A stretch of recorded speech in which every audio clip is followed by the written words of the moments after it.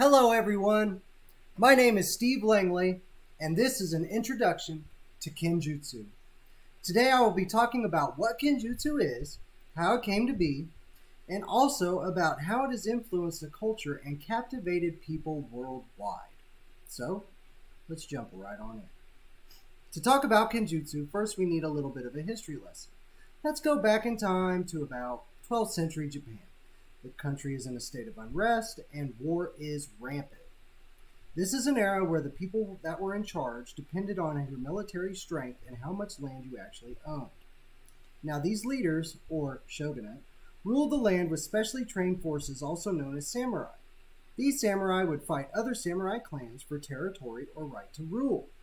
The samurai are known as some of the fiercest and most recognizable warriors in history. Even centuries later, the samurai still captivates and mystifies people everywhere. The samurai are most notable for wielding their iconic sword, known as a katana. While samurai used other weapons like spears and rifles, it is the katana that people relate mainly to the samurai in Japan, with good reason too. The katana is still to this day a weapon that is renowned for its craftsmanship and cutting ability. With the invention of the superior sword, samurai everywhere were honing their abilities to be the best. Samurai protected and did the bidding of the shogunate, so it's a pretty big deal to know the weapon you are using, especially on how you use it. This is where Kenjutsu and Bushido come in. Bushido, or the warrior's way, is actually a samurai's warrior's code of conduct. Many believe it is a specific list of things all ancient warriors were sworn to abide to. In a way, this is true, but it's more like the warrior's code for that year. With times changing, the warriors must adapt. Even today, there is still a Bushido in everyone. The samurai and Bushido is a must. They go hand in hand. To be a great warrior, you have to have a strong mindset. The samurai believed if you have a weak mind, you will be a weak warrior. You must train the mind as well as the body. Skill, strategy, and a calm mind wins battles. Some others believe that loyalty to the shogunate was their Bushido. Now, this was actually the mindset until Zen Buddhism was introduced in Japan from China.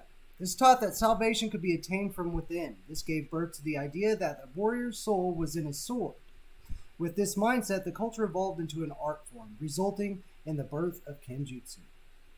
Kenjutsu, or the art of the sword, refers to the techniques used with the sword already drawn from its sheath. Kenjutsu was created with one-on-one fights in mind, or instances when a duel would be issued.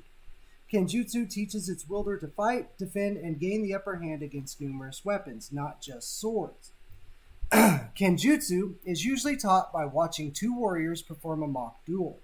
While one attacks, the teacher goes step by step, showing how to block, counter, attack, and even disarming your opponent. Some of these mock duels are even displayed to outsiders to show the art and prestige of the school. Now, a lot of people think of Kenjutsu as a specific sword style, while in actuality, Kenjutsu acts as a base form for a lot of other styles. Usually, a student will learn from their master and go on to adapt it into their own style. Sometimes, using it as a family style of martial arts and passing it down to generations to come. While there are many forms of Kenjutsu that were adapted, two of the most familiar are Iaido and Bato Jutsu.